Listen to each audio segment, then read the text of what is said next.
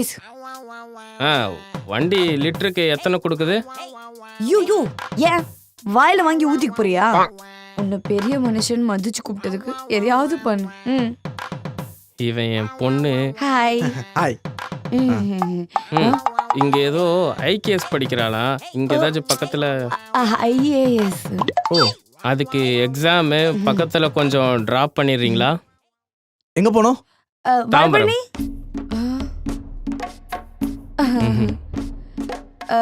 தாம்பரம் போயிட்டு அப்புறம் வடபழனி போய்க்கலாம். சரி வாங்க. எஸ்.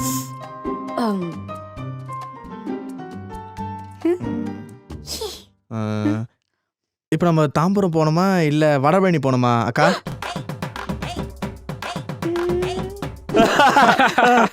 ஐயோ லூசு, இப்படி மொக்க வாங்கிருக்கேடி.